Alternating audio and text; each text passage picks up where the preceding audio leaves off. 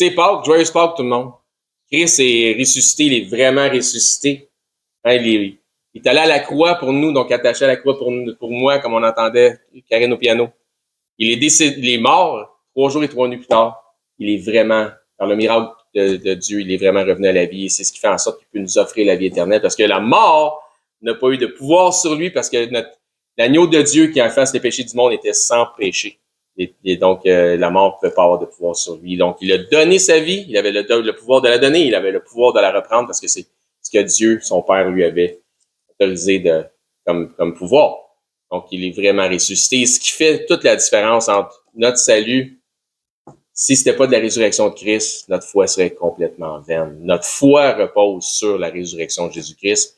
Donc, gloire à Dieu pour le miracle de la résurrection. Donc, bonjour à tous. C'est la première fois que je fais ça devant autant de personnes, donc soyez indulgents dans le but que je veux pas trop déblatérer ce que j'ai comme idée. En effet, on sera pas trop sur le sujet de la Pâque, quoique, qu'est-ce que le contexte de la Pâque si ce n'est pas la résurrection de Jésus, si ce n'est pas que Jésus a vaincu justement tous les péchés sur la mort, que la mort n'a pas eu de pouvoir sur lui, que la méchanceté, le mal et tout n'aura pas eu de pouvoir sur Jésus. Parce qu'au final, Jésus, par son humilité, son obéissance et son sacrifice envers Dieu, son Père, a ressuscité de la mort. Donc, qu'est-ce que l'orgueil? Selon le dictionnaire Larousse, c'est un sentiment qui porte à se pencher, à se penser au-dessus des autres. C'est une opinion très avantageuse, le plus souvent exagérée, qu'une personne a de sa propre valeur personnelle, au dépend de ce que de la considération d'autrui vis-à-vis de lui. Donc, encore une fois, c'est de sa pensée supérieure aux autres. Et Dieu sait qu'il y en a juste un qui nous est supérieur.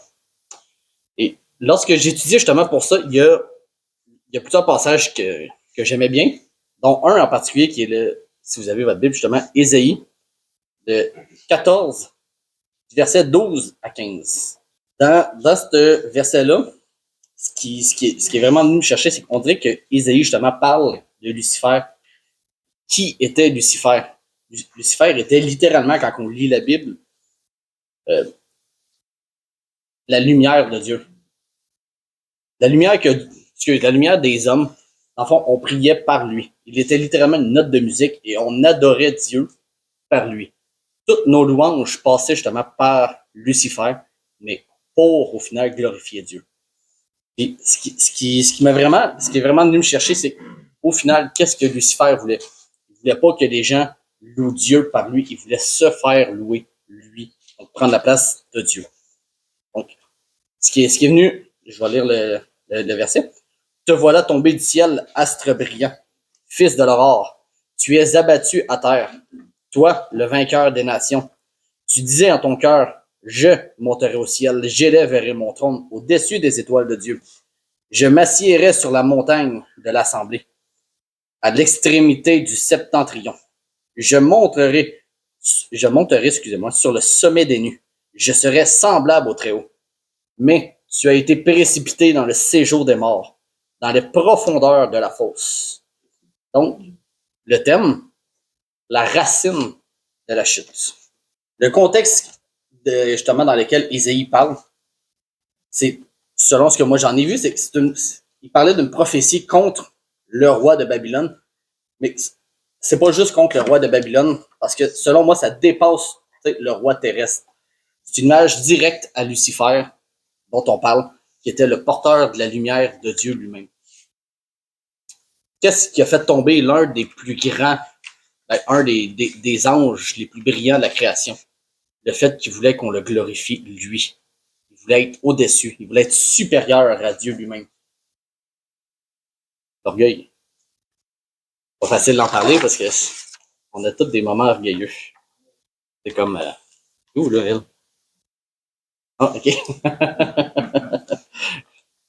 Je m'en venais justement avec elle sur le trajet hier, puis évidemment, on chantait des chansons. Il y a plusieurs moments comme, oh, papa, je chante tellement mieux que toi.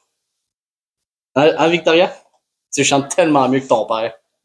Ouais. L'orgueil. Là, je disais, attention, Victoria, à ton orgueil. Hein? Humilité, sois humble. C'est Dieu qui t'a donné ce don-là. Évidemment, oui, elle chantait bien avec une oreille fermée. Hein?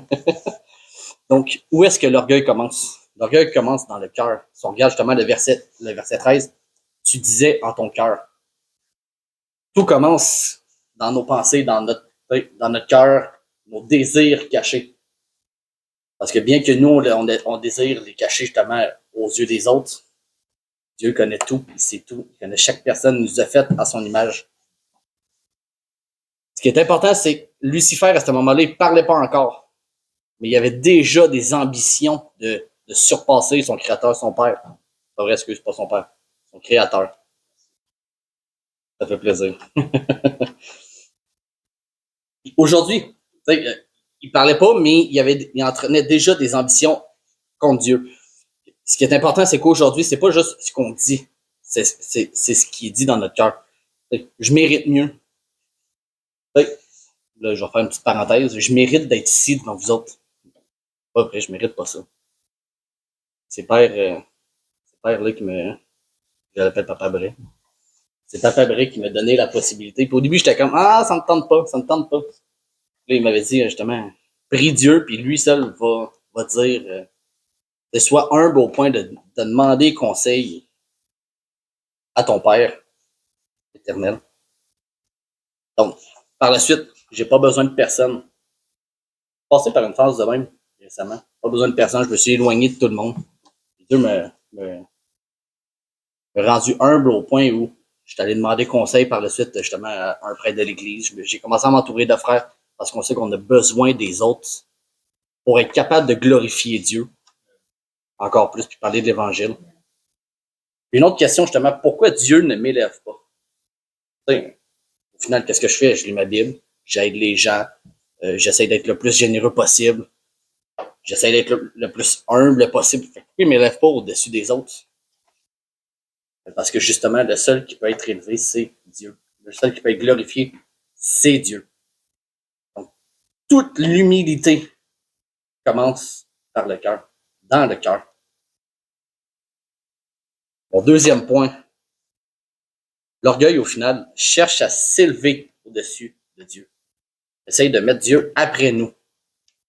Quand on regarde le verset 13-14, je monterai, j'élèverai mon trône, je serai semblable au Très-Haut. Au final, c'est tout du je. Moi, moi, moi. Donc l'orgueil est littéralement centré autour de nous et non autour de Dieu lui-même, notre Père. C'est un désir de domination, de contrôle sur les autres, de devenir comme Dieu. Un peu des fois comme quand je m'amuse avec Victoria, je m'amuse un peu à la bousculer. Pas méchamment, là, on se tiraille. Hein, Victoria? Ouais, c'est ça, cache-toi. On joue à qui est-ce qui est le plus fort que l'autre, on domine l'autre un peu. Mais l'orgueil, c'est ça. Je suis supérieur à toi, je suis supérieur à mes frères.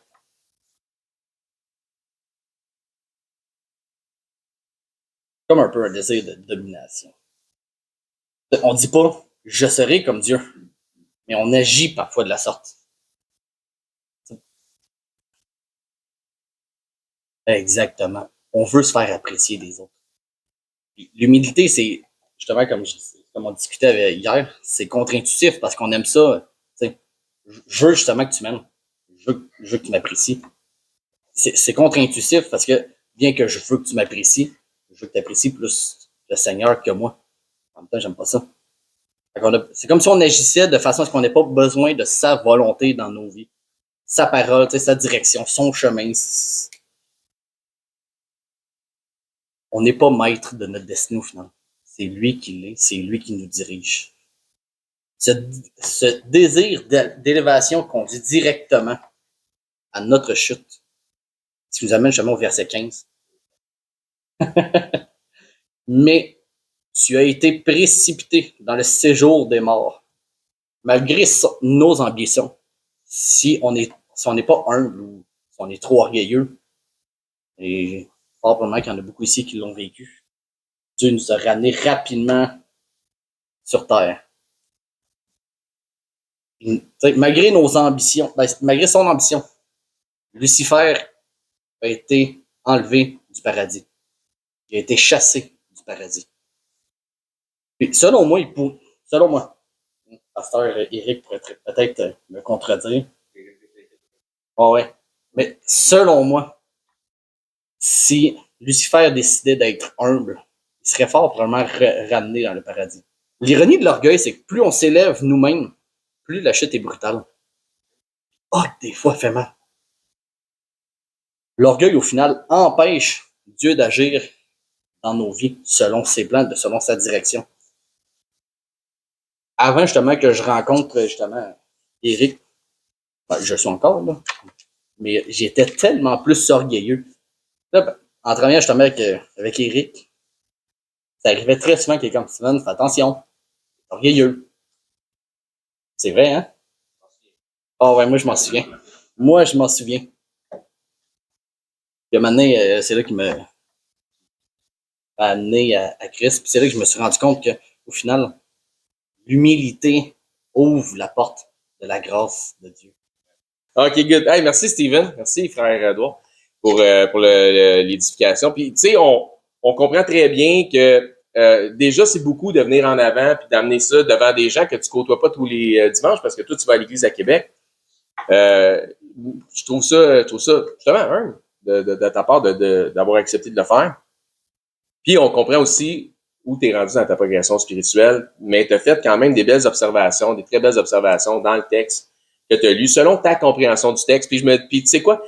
Aujourd'hui, tu comprends ce texte-là de cette façon-là, puis dans ta progression spirituelle, dans 2 ans, dans 5 ans, tu vas le comprendre d'une autre façon, tu vas le comprendre avec davantage de choses, puis vraiment, tu as sorti quand même des très, très, très, très bons points, très bibliques, très actuels selon les Écritures.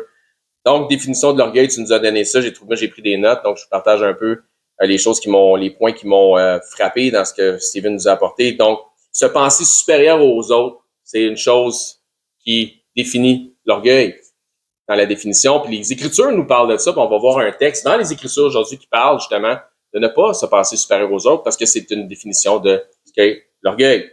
Merci pour le passage d'Ésaïe 14. Donc, la louange, en fait, ça nous parlait de Lucifer comme étant Satan oui, c'est le texte qu'on lit dans Ésaïe, c'est comme un texte qui s'adresse à travers un roi terrestre, mais vraiment à celui qui contrôle ce roi terrestre-là, parce que la permission de contrôler ce roi terrestre-là qui serait le diable en personne. Et Lucifer veut dire le porteur de lumière. Donc, ce n'est pas nécessairement la lumière, mais porter. C'est ça, c'est son nom, signifie porteur de lumière. Et c'est pourquoi il dit astre brillant, en fait, c'est parce que les anges sont souvent comparés à des étoiles dans les Écritures. Et aussi, lorsqu'il dit je vais m'élever au-dessus des anges ou des étoiles. Donc, il voulait être au-dessus des anges. Donc, définitivement, il voulait être à la place de Dieu. C'est ce que ça signifie, c'est ce que le texte nous mentionne. Et la légende veut qu'il était Lucifer responsable de la louange ou des cantiques. Donc, lorsque les anges ou les êtres célestes, ou peu importe, chantaient des cantiques à l'Éternel, c'était lui qui... C'était passé à travers lui, justement. Légendairement parlant, c'est un petit peu ce que ça nous mentionne, c'est ce qu'on apprend. Donc, mais c'est pas un fait définitif. L'orgueil a fait chuter Lucifer. C'est conséquent avec les Écritures. Quiconque s'élèvera sera abaissé, quiconque s'abaissera sera élevé. Donc, et le départ de l'orgueil commence en dedans, commence par une racine d'amertume, commence par une racine de quelque chose à l'intérieur de nous, ça commence dans le cœur. Donc, qu'est-ce que le Seigneur nous dit? C'est du cœur de l'homme que sortent toutes les mauvaises pensées, les meurtres, les envies, les calomnies, ces choses-là, donc tous les péchés d'orgueil. Et ce que j'ai bien aimé qu'il a dit, c'est que l'orgueil manifeste une ambition contre Dieu ou contre la volonté de Dieu. C'est tellement vrai que l'orgueil manifeste une ambition contre la volonté de Dieu. Et que oui, on peut, c'est un peu comme quand on va avoir des discussions, on va dire hey, merci pour tel truc, ou tu sais, telle chose a changé ma vie, puis une chance c'était là dans ma vie quand c'était. Oui, merci, mais gloire à Dieu. Donc toute la gloire revient à Dieu. Oui, on peut être content de telle situation, mais on veut remettre vraiment la gloire à Dieu. La gloire va 100% à Dieu. Donc, beaucoup de je dans le texte, hein, je ferai ceci, beaucoup de je dans l'ego, beaucoup de je suis centré sur moi. Donc, c'est ça, ego, hein, ça veut dire centré vers le centre. Donc, c'est vraiment ça. L'orgueil, se voir supérieur aux frères, la reconnaissance, OK, mais la gloire à Dieu. Et la chute vient à cause de l'élévation. Satan a chuté. Et ton retour de Lucifer au paradis, certains croient exactement comme que tu as dit, je fais partie de ceux qui croient autre chose. Et je vous explique ma pensée là-dessus. Ça nous dit que, en fait, on ne fonctionne pas par la vue, on fonctionne par la foi. Donc, mais la différence entre les anges et les anges déchus, en fait, c'est qu'eux autres ont vu. Donc, selon moi, ce que je comprends des Écritures, c'est qu'ils ne peuvent pas être ramenés à quelque chose, ils ne peuvent pas être ramenés par la foi. Il y avait plus que la foi, il y avait la vue. Ils voyaient Dieu, ils étaient dans la gloire de Dieu. Et la foi ne pourrait pas les sauver ou les ramener. Donc, il y a un seul dessein. Les Écritures nous parlent d'un seul dessein quand les concernant. Il n'y a pas d'autre option. Les concernant, c'est fini pour eux autres qui ont eu leur chance et ils l'ont scrappé à jamais. Tandis que pour nous, si on a la différence, c'est qu'on n'a pas la vue. Donc, il nous reste la foi et c'est pourquoi on est sauvé par la grâce de Dieu, par le moyen de la foi personnelle du récit de l'Évangile de Jésus-Christ, le Fils de Dieu. Donc, merci beaucoup pour ce que tu nous as apporté ce matin. On va y aller avec ma partie maintenant. Donc, oui, dans l'orgueil, et ma partie s'intitule « L'orgueil vu par Dieu ». Et on a un texte qui va être dans Deutéronome, chapitre 17. Regardez votre place tout le long du message dans ce texte-là. Donc, nous allons lire un passage d'Écriture qui, selon moi, met bien en valeur le rapport que Dieu entretient avec l'orgueil. De quelle manière Dieu, notre Dieu, votre Dieu, si vous êtes sauvés par la foi, comme je l'ai dit, comment lui perçoit l'orgueil. Hein, c'est le fun de savoir la perception de Dieu sur l'orgueil. Vous allez voir que ça frappe fort dans Deutéronome. Donc, au début des Écritures, hein, t'as Genèse, Exode, Lévitique, Nombre, Deutéronome. Donc, dans le Pentateuque. Et vous allez voir que ça frappe fort. Deutéronome 17, à partir du verset 12. Ça nous dit là, l'homme qui, par, quoi? Orgueil. L'homme qui, par orgueil, n'écoutera pas le sacrificateur, placé là pour servir l'Éternel. Donc, c'était quoi le travail du sacrificateur? D'être un homme parfait? Non, d'être là pour servir l'Éternel. Il est au service de Dieu.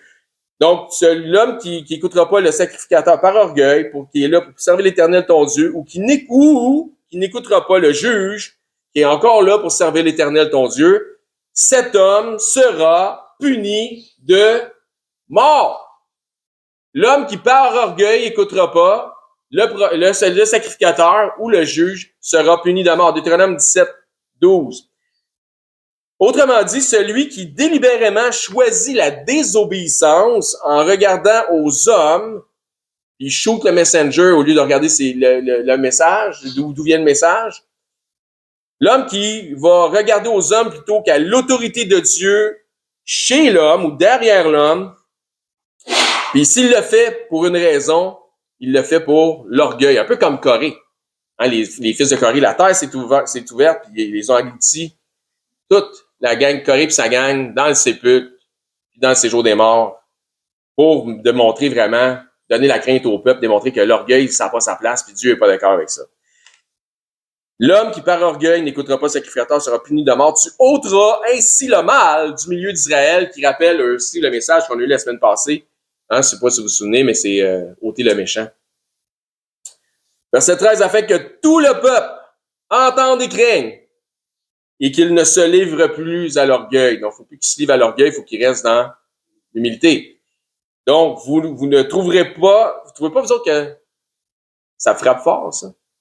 L'homme qui par orgueil écoute pas le sacrificateur, puis il lit de mort. Il enlève le mal du méchant du milieu de toi, puis le monde vont comprendre, puis ils vont avoir la crainte.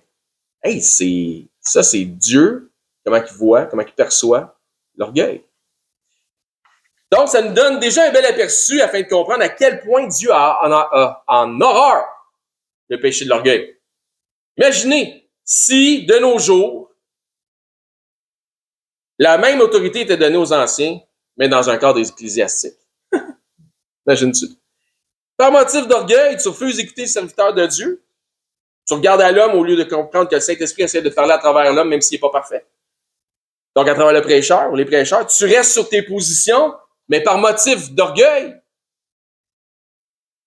dors, excommunié. Ah, on est pas mal plus smooth que ça. Comme je disais, vous allez voir dans le prochain short sur le YouTube, ça dit, le but, c'est pas de faire rentrer du monde pour les mettre dehors plus tard. Là. Okay?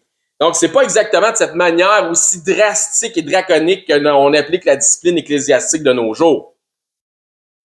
Mais dites-vous bien que le Dieu qui a donné cette ordonnance de se débarrasser de quelqu'un qui n'écoute pas le juge ou le sacrificateur par orgueil, ce Dieu-là est le même Dieu que nous avons aujourd'hui. Et il ne change pas, et sa pensée concernant l'orgueil est la même, est exactement la même.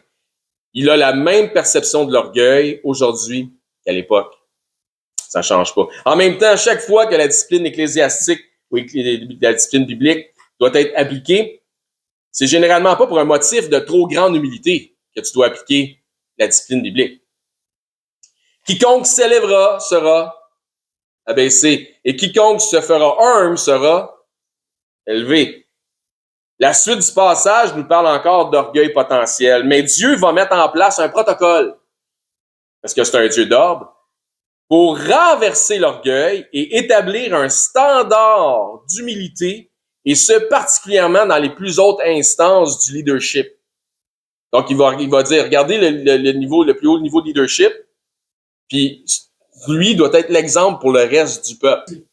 Deutéronome 17, il a dit, gardez votre place, hein. Verset 14.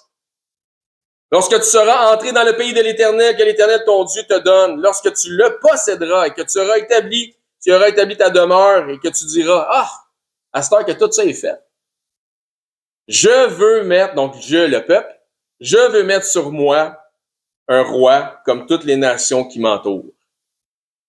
Pourquoi le peuple voudrait-il avoir un roi qui le domine comme les autres nations?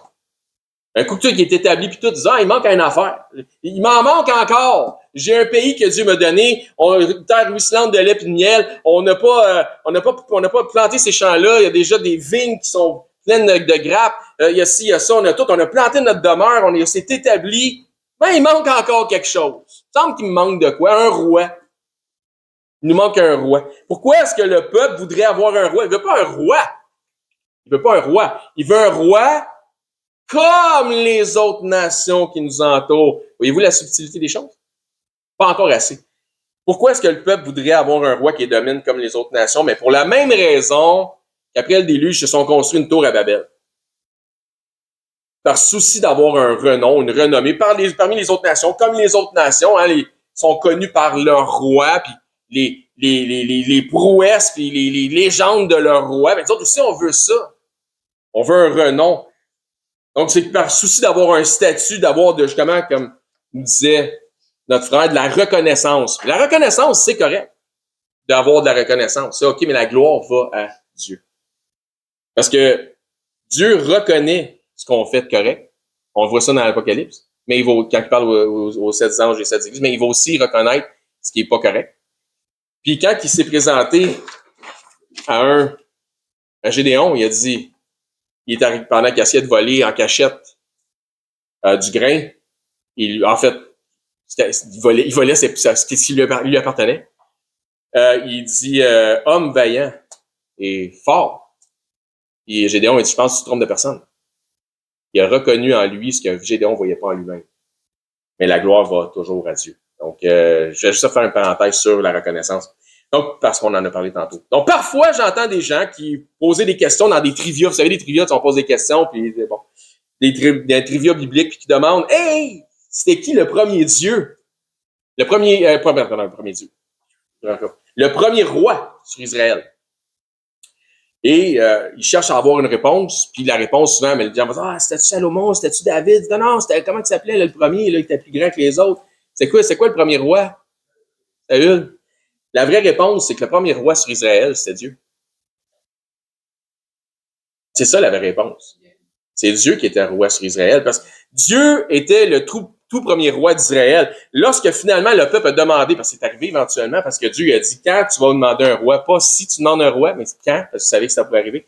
Il dit, quand tu vas demander un roi, c'est arrivé, puis là, ils ont demandé un roi pour les diriger, puis Dieu a dit au prophète Samuel, au juge Samuel, il a dit, fais-toi-en pas avec ça, Samuel, parce qu'il demande un roi. C'est moi que le peuple rejette en demandant un roi parmi les hommes. Donc, leur roi, c'était Dieu. Le roi, ça a toujours été Christ, qui est sacrificateur et roi depuis l'ordre de Melchisédek, mais ça, c'est une autre histoire. C'est à ce moment-là qu'aurait dû ou être mis en place le fameux protocole qu'on retrouve, qui est établi dans Deutéronome 17. Donc, lisons-le ensemble, 17-15. Tu mettras sur toi un roi. Donc, quand tu vas demander un roi, parce que ça va arriver, donc, il parle au peuple, tu mettras sur toi un roi que choisira l'Éternel. Voici le protocole. Donc, que choisira l'Éternel ton Dieu, tu prendras un roi du milieu de tes frères. Tu ne pourras pas te donner un étranger qui ne soit pas ton frère. Nous venons donc, il doit être parmi la foi, dans la foi. Nous venons de voir une exigence de sélection pour l'élection d'un roi. Ce qui, du même coup, nous révèle que c'est par jalousie et par peur et par envie, nourris de leurs égos, justement, démesurés, que l'élite religieuse de l'époque a demandé la crucifixion de Jésus-Christ.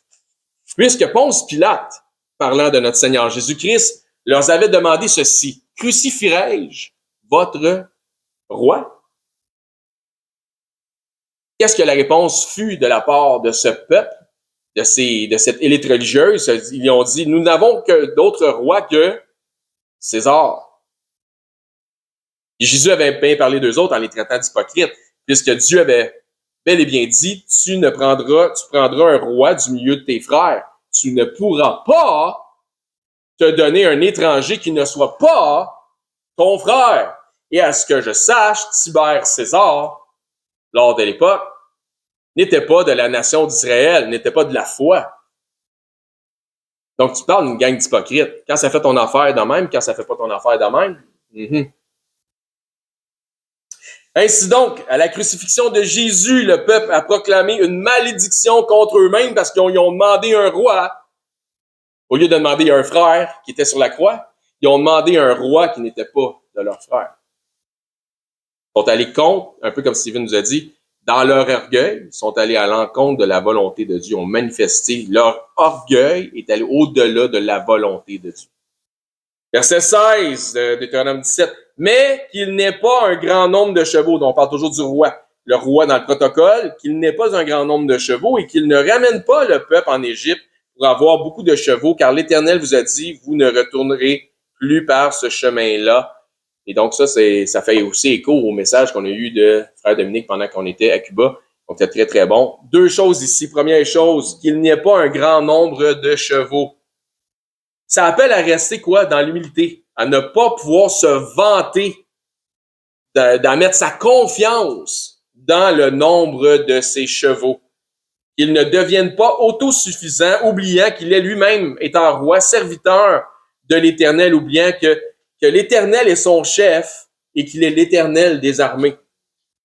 Psaume 26 que Vincent nous a lu tantôt, ou verset 7, dépendamment de votre version, ça dit: je sais déjà que l'Éternel sauve son oint. Il l'exaucera des cieux, de sa sainte demeure, par le secours puissant de sa droite. Ensuite, ça nous dit: ceux-ci s'appuient sur leurs chars ou se vantent de leurs chars, ceux-là de leurs chevaux. Donc, quand ils mettent leur force dans leur armée, dans leurs chars, dans leurs chevaux, nous invoquons le nom de l'Éternel, notre Dieu. Donc, on se vante du nom de l'Éternel, notre Dieu. Donc, la gloire, tout l'honneur va à Dieu, l'Éternel des armées.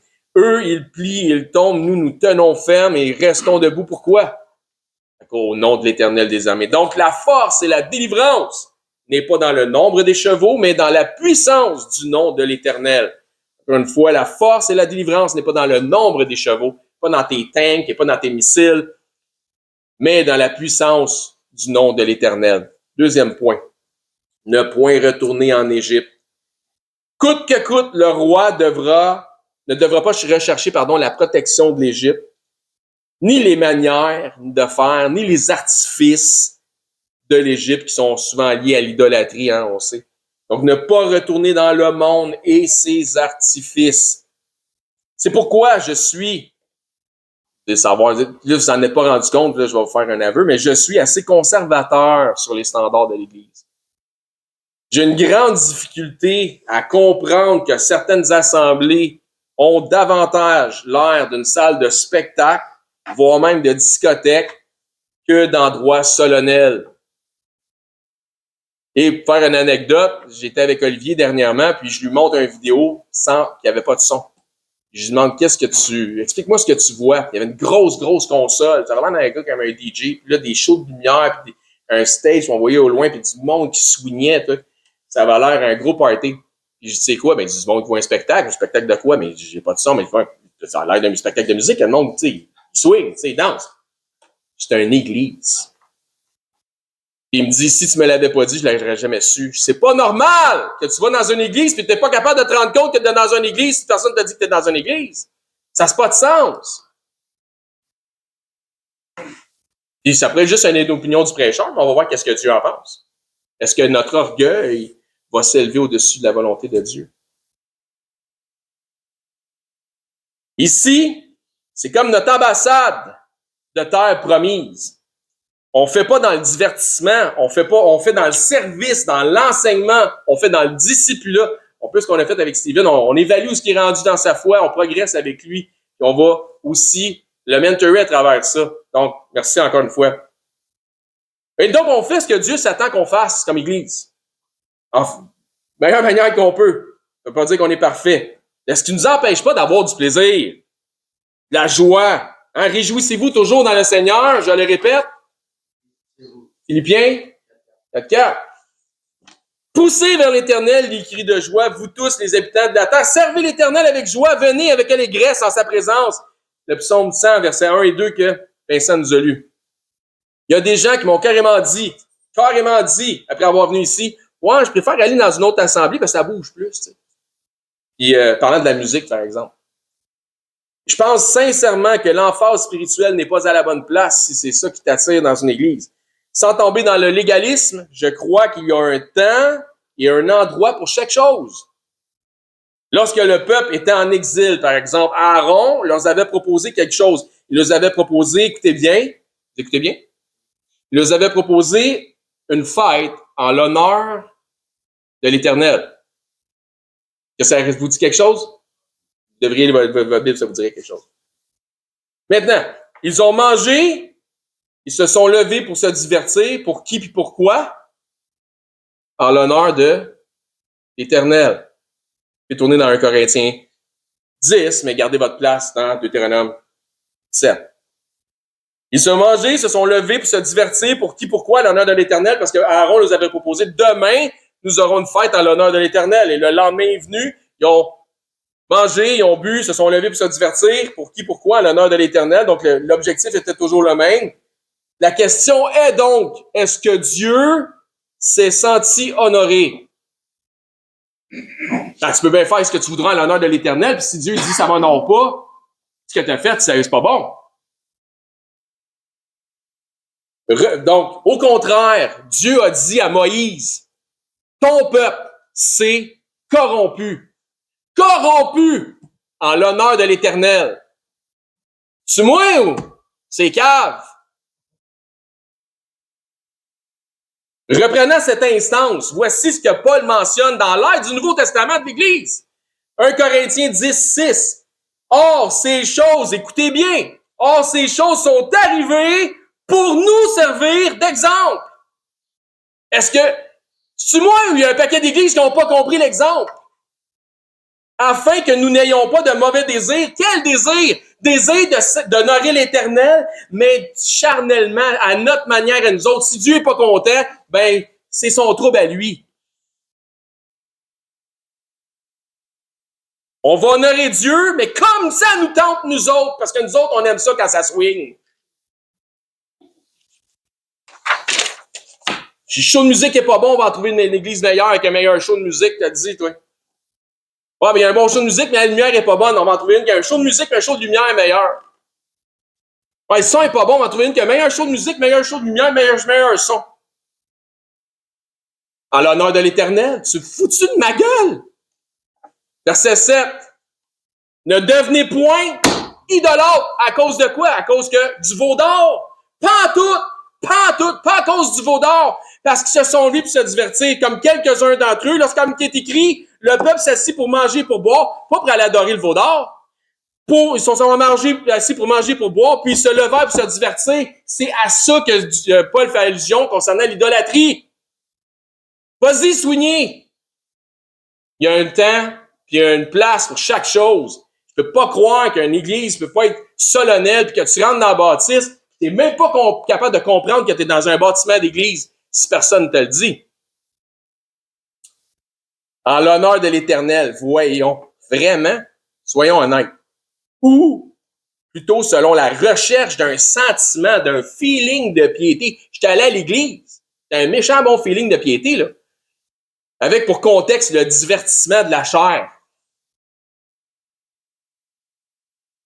Soyons honnêtes devant Dieu. Pas de pays d'Égypte dans Israël. Ne retourne pas là. Pas de voix du monde dans l'Église. Retour dans Deutéronome 17. Qu'il, dans verset 17 de chapitre 17, qu'il, le roi, n'ait pas un grand nombre de femmes, afin que son cœur ne se détourne point et qu'il ne fasse pas de grands amas d'argent et d'or. Encore une fois, le roi, étant dans la position la plus prestigieuse du royaume, se doit de rester humble. Humble en stature, humble en accumulation des richesses. Ne pas laisser sa situation amoureuse le détourner de la vérité. Ça arrive, ça aussi, hein? Tu vois, une jeune femme, un jeune homme, tout feu, tout flamme pour le Seigneur, puis à un moment donné, il arrive qu'il y a une autre flamme dans la vie, puis à un moment donné, oups, disparaissent. Ils viennent à moins. Ils viennent encore un petit peu moins. À un moment donné, ils ne viennent plus. Gloire à Dieu pour ceux qui sont ici, puis leurs conjoints ne sont pas ici. Vous avez fait le bon choix. C'est pas une réunion familiale, venir à l'église. Au contraire, Jésus, là, quand ils sont venus le voir, il dit, hey, tes frères, ta mère sont là, puis ils te demandent, qui sont mes frères et ma mère? Ceux qui sont avec moi là. S'ils voulaient me voir, pourquoi ils ne sont pas à l'église avec moi un matin? C'est ça que ça veut dire. Ils savent que je suis à la même place tous les dimanches. Même heure.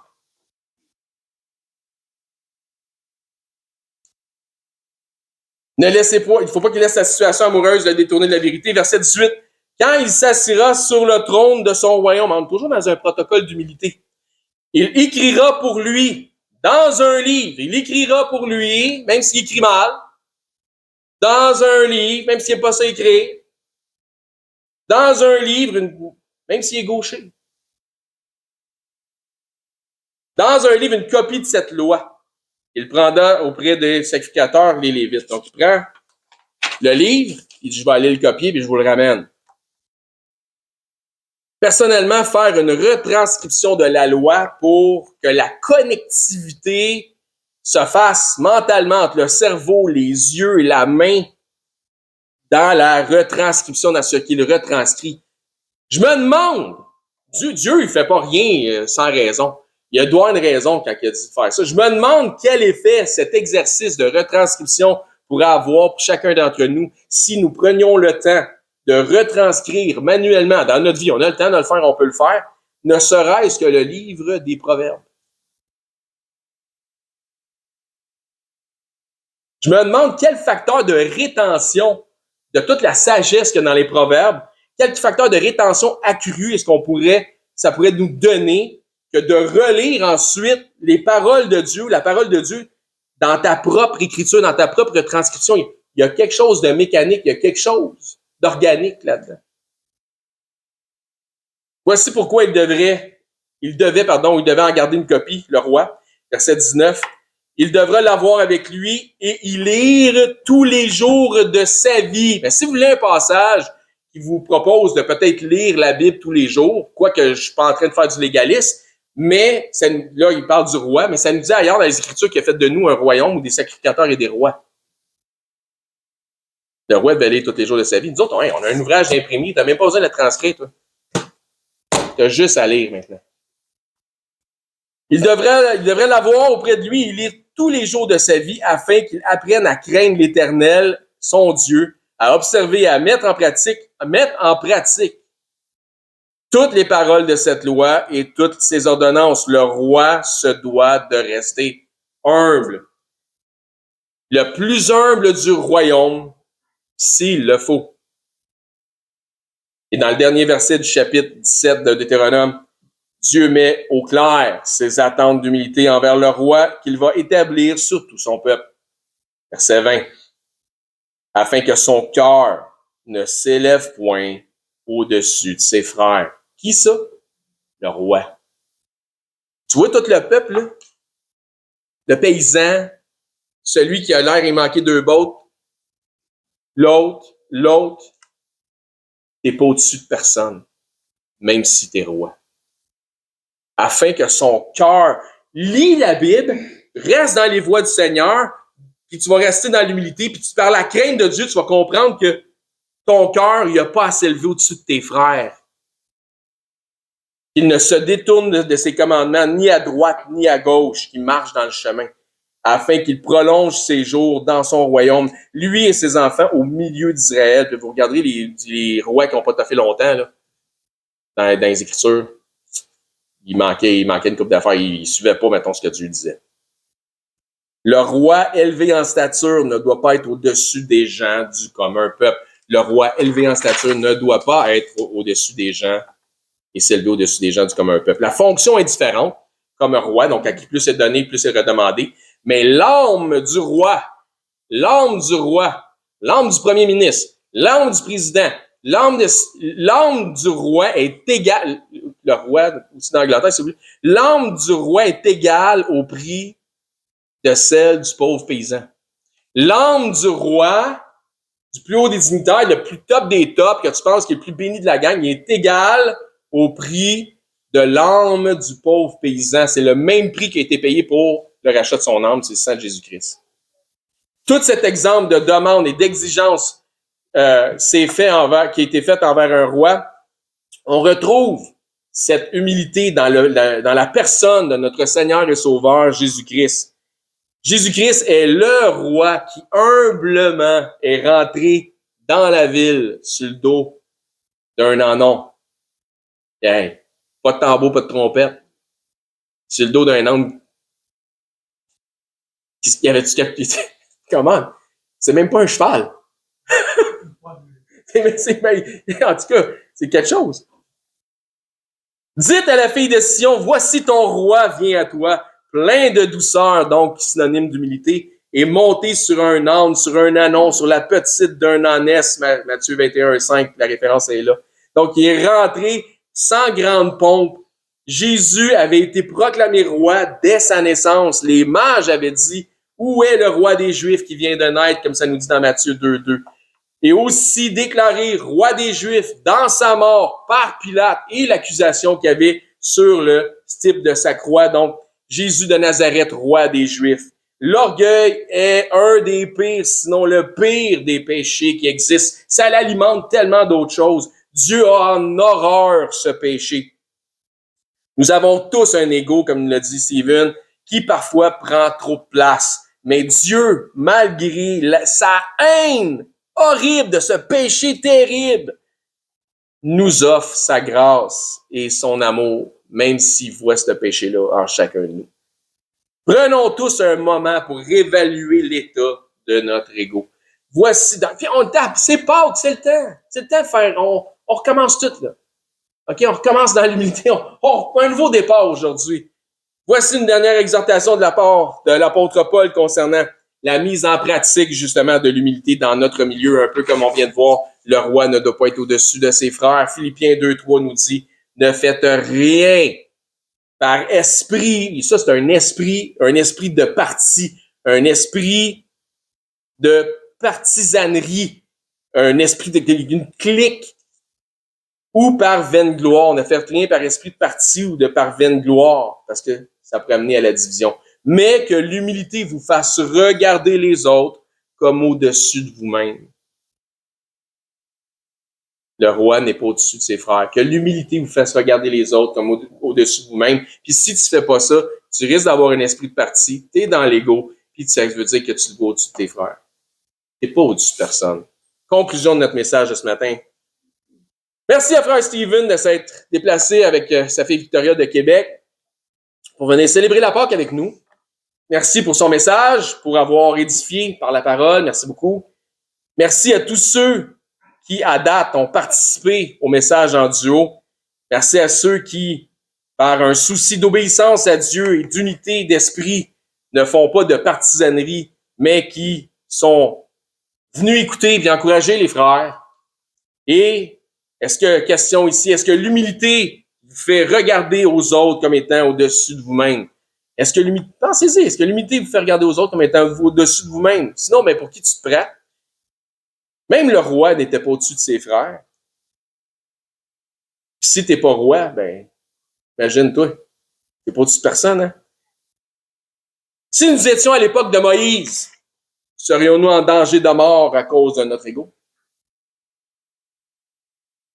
Comprenez-vous bien la haine que Dieu, c'est ce que le message que j'essaie de transmettre. Comprenez-vous bien la haine que Dieu a concernant l'orgueil? Si oui, l'obéissance à la parole est la clé de l'humilité. L'obéissance à la parole de Dieu, dans tous ses aspects, est la clé de l'humilité. C'est pourquoi le roi devait lire, etc. Puis, je suis content parce que c'est un des points que Steven a soulevé, a compris dans le passage qu'il a partagé avec nous ce matin. Amen. Excellent. Merci d'avoir été attentif et que Dieu vous bénisse dans la mesure où vous obéissez à sa parole. Bonjour, ici Éric, ancien et enseignant du ministère de l'EBCRS. J'aimerais d'abord vous remercier de vous intéresser à l'œuvre de notre ministère ainsi qu'à la chaîne sur laquelle on distribue notre matériel. Si, suite à une de nos prédications, vous réalisez que vous n'avez jamais fait du Seigneur Jésus le Seigneur de votre vie, le Sauveur de votre âme, mais que vous réalisez aussi que vous avez vraiment besoin de vous tourner vers lui afin de sécuriser votre éternité, je crois que ce segment de vidéo s'adresse à vous, puisque la Bible nous déclare cette vérité. Dans 1 Timothée au chapitre 2, à partir du verset 3, ça nous dit que Dieu est notre Sauveur et que dans cette optique, Dieu souhaite que tous les hommes soient sauvés et que tous les hommes parviennent à la connaissance de la vérité. Et ça nous dit aussi, car il n'y a qu'un seul Dieu et un seul médiateur entre Dieu et les hommes, et c'est Jésus-Christ qui s'est lui-même fait homme. Et ça nous dit que Jésus-Christ s'est fait homme afin de lui-même se donner en rançon pour le rachat de tous. Jésus a dit en conversant avec ses disciples qu'il est le chemin, la vérité et la vie, et que nul ne vient au Père, c'est-à-dire à Dieu, qu'à travers la foi en Jésus lui-même. C'est la seule façon. C'est ce que Jésus exprime aussi en partageant l'Évangile avec un homme d'un certain âge qui se disait lui-même très religieux. Dans l'Évangile selon saint Jean, au chapitre 3 et verset 16, Jésus dit à cet homme, « Car Dieu a tant aimé le monde, qu'il a donné son Fils unique, afin que quiconque croit en lui, donc met sa foi en lui, ne périsse point, mais qu'il ait la vie éternelle. » Donc la volonté de Dieu, notre Créateur, elle est claire. C'est que tous parviennent à la repentance en faisant le choix volontaire de croire par la foi le récit de l'Évangile de son Fils Jésus-Christ. Les informations qui nous sont transmises dans la Bible nous font comprendre que par nature, malheureusement, nous avons tous enfreint les règles de sainteté déjà établies par Dieu. Nous avons tous enfreint au minimum une des 10 lois, des 10 règles, des 10 commandements, mentir, prendre le nom de Dieu en vain, manquer d'honneur à nos parents, blasphémer, peu importe. Donc Dieu, dans sa perfection, qu'il ne peut renier, est 100% juste. Et puisqu'il est 100% juste, il doit nous juger selon la justice. Et comme nous sommes tous coupables de péché et de transgression, nous méritons tous notre sentence. Mais bonne nouvelle, parce que Dieu, dans sa perfection, est aussi 100% miséricordieux et souhaite faire miséricorde à tous. Donc, Dieu nous tend la main afin de nous sauver du châtiment qui lui est réservé aux transgresseurs de sa loi. Jésus nous explique qu'un endroit terrible a été préparé pour Satan, le chef des anges déchus, des démons, un endroit de flamme, de regret, de tourment, de souffrance, etc. Et la réalité de l'enfer que Jésus nous explique, les raisons pourquoi c'est si effroyable, et que tous les attributs de Dieu, ils sont absents, parce que c'est tellement éloigné de Dieu. Tandis que Jésus dit à ses disciples qu'il est allé au ciel, dans la demeure du Père, pour nous y préparer une place. Dans cette place, le paradis céleste, étant auprès de Dieu, au contraire de l'enfer, étant dans sa proximité, nous y retrouverons l'ensemble des attributs que procure sa présence. La joie, l'allégresse, l'amour, le bonheur, mais dans une proportion qui est inexprimable et incompréhensible pour les simples charnels que nous sommes présentement. dans une façon que les mots ne peuvent pas exprimer. La Bible déclare que le salaire du péché, c'est la mort, et non seulement la mort physique, mais aussi la mort spirituelle. Et que la mort spirituelle est une incapacité à avoir accès à Dieu. C'est une séparation d'avec Dieu. La Bible déclare dans Romains, chapitre 6, 23, que le salaire du péché, c'est la mort, mais que le don gratuit de Dieu, c'est la vie éternelle en Jésus-Christ, notre Seigneur.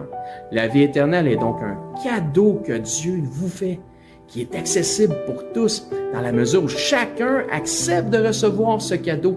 Donc, tel un cadeau qui nous est offert, la réalité représente que nous n'avons pas d'effort ou d'œuvre à faire utile pour recevoir ce cadeau. Sinon, ça ne serait pas un cadeau, mais ce serait un dû. Ainsi donc, il n'y a aucune œuvre que nous pourrions faire pour nous racheter nous-mêmes de nos fautes, de nos transgressions ou de nos péchés que nous avons commis contre Dieu. L'œuvre utile pour notre rachat a été accompli par Dieu en la personne de son Fils Jésus-Christ lorsqu'il a pris notre place sur la croix.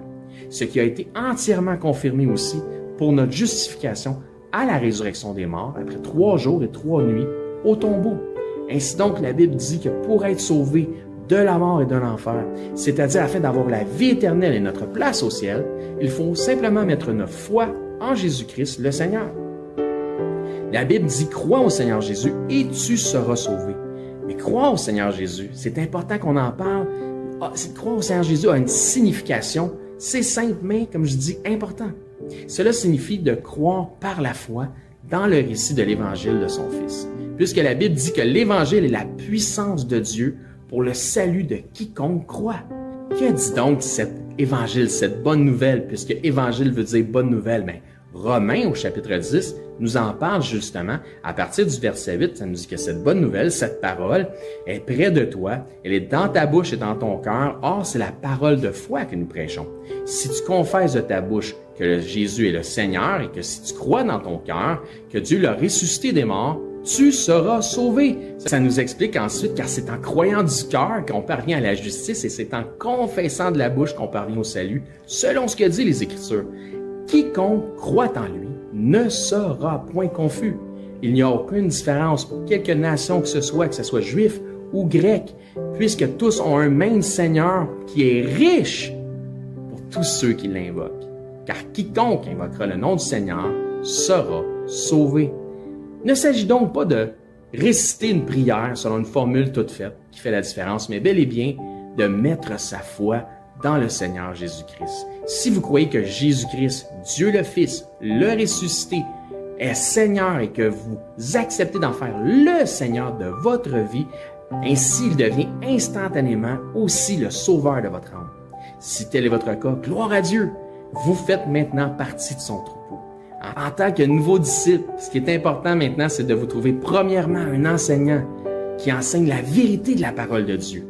Et joignez l'assemblée où cet enseignant œuvre afin d'avoir part à l'amour des frères et de la famille en Christ. Si pour nous vous êtes local, c'est-à-dire par exemple 2 heures de transport et moins, eh bien venez nous voir, ça va me faire un plaisir de vous recevoir et nous pourrons parfaire votre éducation spirituelle selon une saine doctrine des Écritures. Donc c'est là-dessus que je vous dis, soyez bénis et je l'espère, à bientôt.